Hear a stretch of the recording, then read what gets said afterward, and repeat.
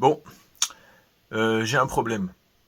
La green stuff, c'est une de mes pâtes préférées pour la sculpture. Je l'utilise tout le temps, pour tout et n'importe quoi, que ça soit une sculpture qui va se cuire ensuite, que ça soit en structure, ou alors une sculpture qui est sur une conversion. Et récemment, c'est devenu un enfer de l'utiliser, donc du coup, j'ai décidé de vous faire une vidéo autour de ça pour mettre à jour un petit peu les notions sur la green stuff. Et j'ai commandé différentes références de green stuff à différents sites, et on va voir ça ensemble tout de suite, c'est parti.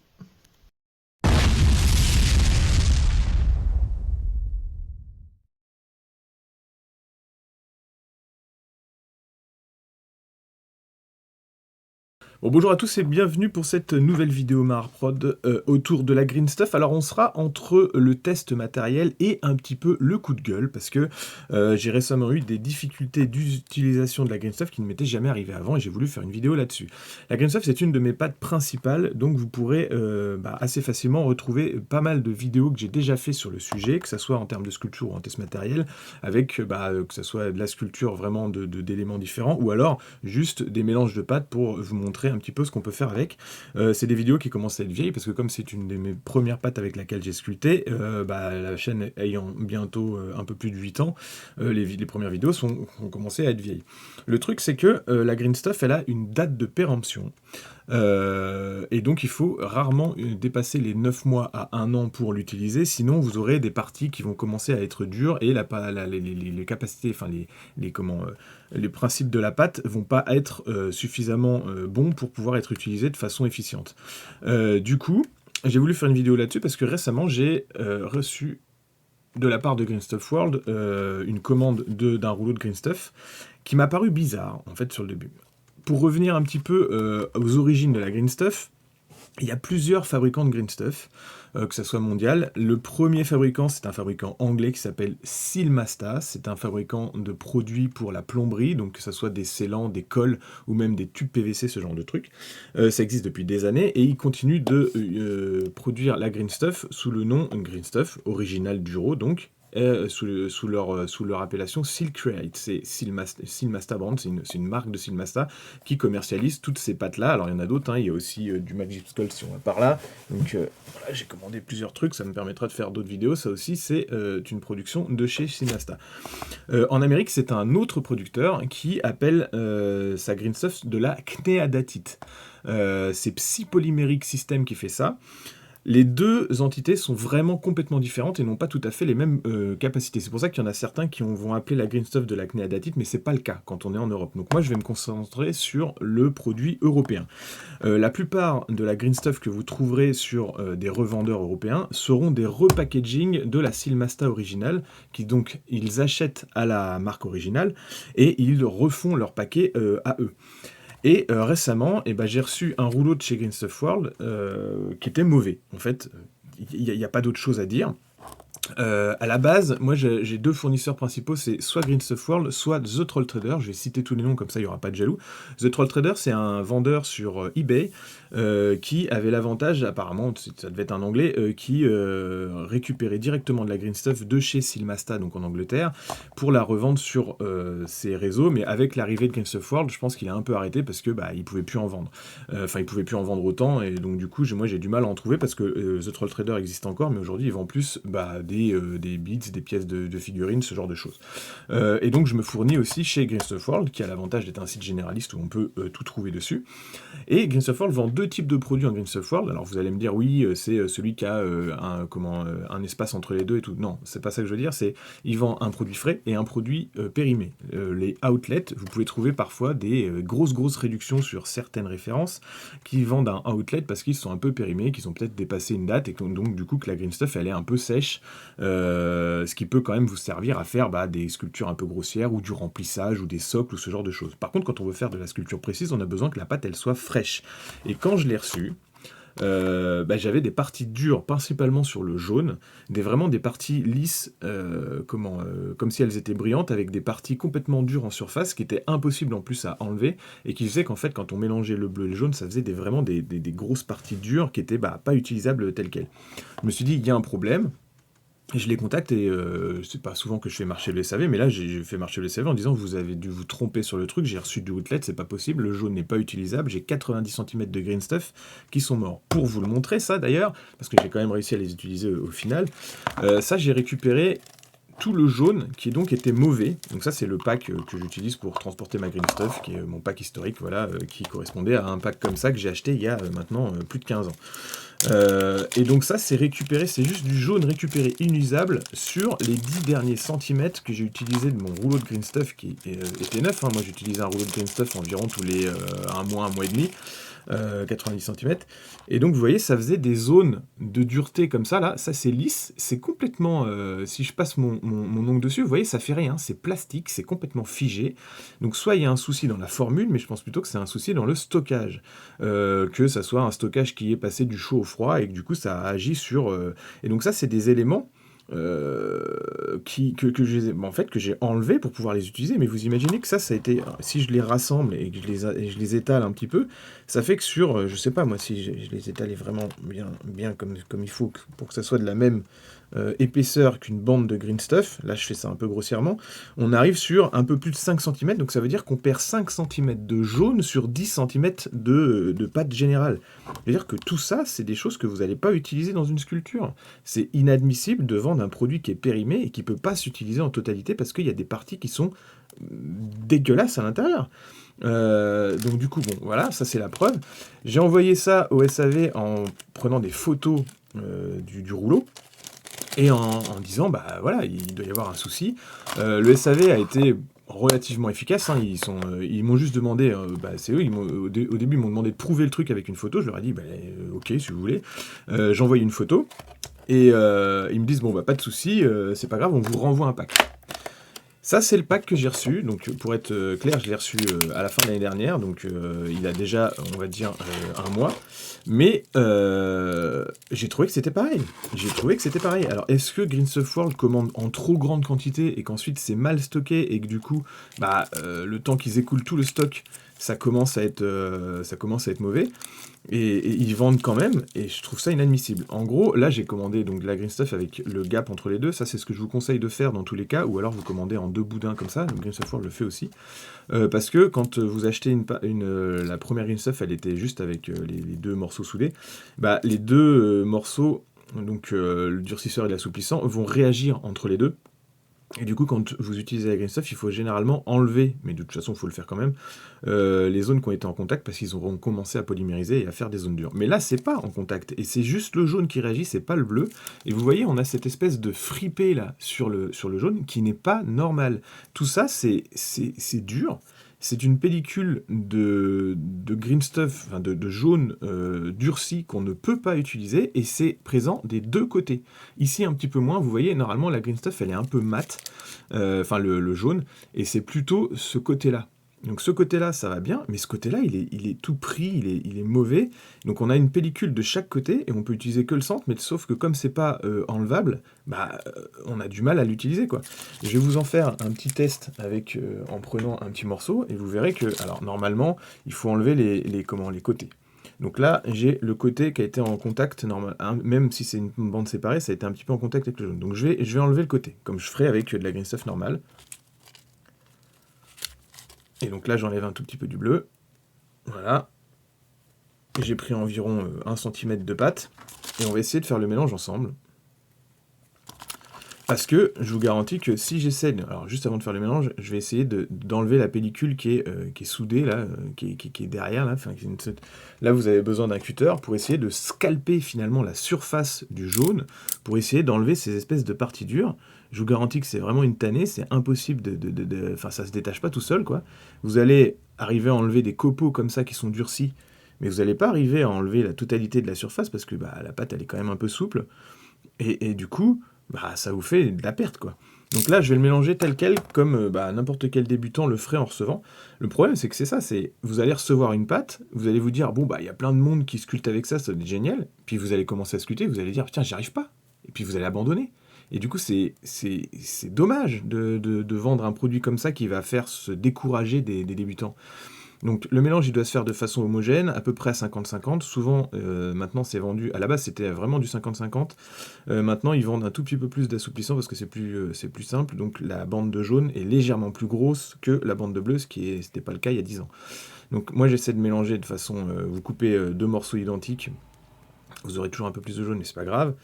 Et il faut mélanger de façon homogène, de façon à avoir un verre relativement uniforme. Et bien là, une fois que j'ai ça, si j'écrase, je vais voir des parties dures. Et ça, c'est le jaune qui c'est pas du tout... qui est déjà polymérisé. Donc là, par exemple, je suis en train de sortir une partie de jaune que j'ai senti sous mes doigts. Et si je casse ça, vous voyez, le jaune, il apparaît en dessous. Et ça, c'est la partie vraiment lisse qu'on a vue. Et ça, c'est pas utilisable sur une sculpture. Imaginez, vous voulez faire un visage avec ça, qui serait de cette taille-là, parce que quand on fait un visage en 28 mm, c'est de la taille d'un quart de mon petit doigt, bah vous aurez une espèce de gros point dur au milieu du centre de votre visage, et vous pourrez pas sculpter correctement avec ça. Donc, c'est de la merde, je suis désolé, on peut pas vendre ça. Donc, je suis assez vénère là-dessus. Je trouve que c'est pas normal qu'à ce moment-là, il faut qu'ils revoient leur système d'achat et de revente, parce que s'ils peuvent pas écouler les stocks en temps voulu, bah, nous, c'est pas notre problème, on n'a pas à acheter du produit qui est déjà mort. Et donc pour faire ça, pour voir un peu la différence, j'ai commandé directement au producteur. Alors ne cherchez pas à le faire vous-même, malheureusement vous ne pourrez pas le faire, il faut être un professionnel et avoir un numéro de siret pour pouvoir le faire. Ils ne vendent plus aux particuliers, malheureusement, c'était le cas il y a quelques années, mais je pense que c'est quand même devenu compliqué avec le contexte international actuel et le fait que l'Angleterre soit sortie de l'Union Européenne. J'ai payé juste une blinde pour ça, il faut savoir que j'ai commandé de la Green Stuff comme ça en bâton et le Magic Sculpt que vous avez vu tout à l'heure qui est juste ici. J'en avais pour environ 45 balles de produits, mais derrière j'en avais pour 45 € de frais de port. Donc c'est une vidéo qui m'a coûté cher, donc n'hésitez pas à vous abonner, j'en profite un petit peu pour faire ma pub, pour que vous puissiez soutenir un peu le projet, parce que quand on a des vidéos comme ça qui coûtent cher, bon ben voilà, j'aurais pu ne commander qu'un seul pack, mais bon, vu les 45 € de frais de port, ça commence à faire cher. Bon. Et j'ai commandé directement chez Silmasta pour pouvoir vous montrer la différence avec une vraie Green Stuff qui s'utilise. Là par contre, on n'est pas sur un pack qui va avoir une séparation. Alors on a un petit gap entre les deux, mais qui est un petit peu moindre. Donc c'est à savoir si c'est vraiment commandé chez les mêmes, je sais pas trop. Parce qu'on dirait pas que c'est tout à fait le même produit. Le bleu est un peu plus foncé et le jaune est un peu moins large. Donc du coup, ça se trouve, c'est pas la même chose. Est-ce que Green Stuff World commande chez Knea Datil? Je ne sais pas. Donc il y a un petit gap à certains endroits, mais il faudra quand même enlever le truc. Et vous voyez, en fait, quand on coupe, alors déjà le jaune n'est pas du tout, il est beaucoup plus souple. Il fait pas cette espèce de brillant bizarre qui est sur l'autre. Et il n'y a pas cette pellicule à enlever là. C'est souple quand on le fait. Donc je vais enlever le centre comme je fais d'habitude, parce qu'il faut le faire étant donné que ça va sinon donner des parties dures. Et vous allez voir que le mélange il est beaucoup plus homogène. Déjà, c'est bien plus souple. Donc, soit il faut que Green Stuff World revoie leur fournisseur, parce que c'est pas eux qui produisent, je vous le donne en mille, c'est beaucoup de repacking. Soit il faut qu'on puisse recommander en direct chez Silmasta, parce que là, il y a quelque chose à faire au niveau du marché, là. Moi, je préférerais toujours avoir une Green Stuff fraîche et tout ça, qu'avoir une Green Stuff, mais un peu plus chère, plutôt qu'avoir une Green Stuff livrée rapidement, mais qui est mauvaise parce qu'elle a été stockée pendant 8 mois dans un hangar, soit au soleil, soit au froid. Et là, il n'y a pas de partie dure. Si j'étends le truc, il n'y a pas de souci. C'est lisse, c'est souple.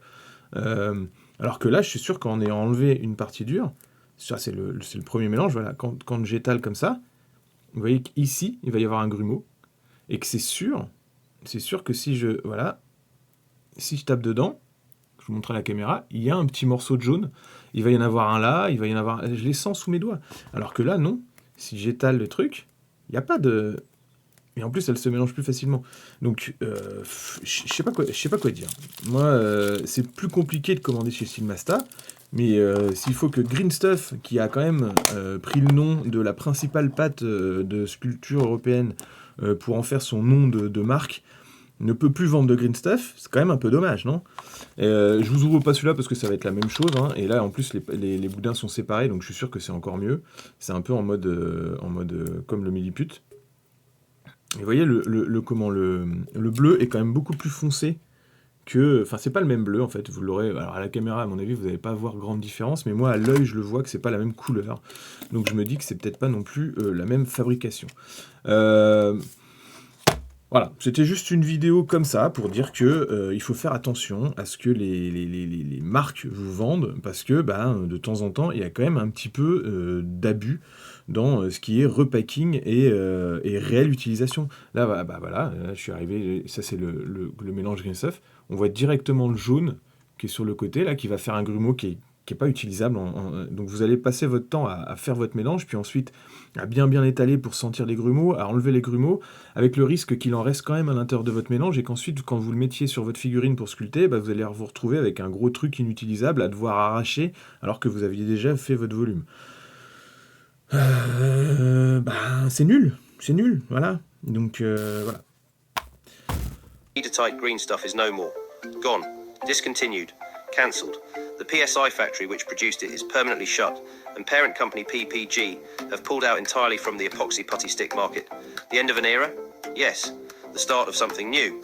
Also, yes. Sil Create R and D team are working on a new formulation, as close to the original green stuff as possible, which is compatible with the machinery in Silmaster's epoxy putty stick production plant. If we get it right, we can make our own green stuff in the UK for wargamers, model makers, and miniature enthusiasts worldwide. Follow Sil Create now to stay updated on our progress. Bop. J'avais dit que j'avais rien d'autre à dire, mais il y a eu un gros branle-bas de combat dans tout l'univers du modélisme et de la sculpture, là. Alors vous avez vu l'annonce que je viens de vous montrer.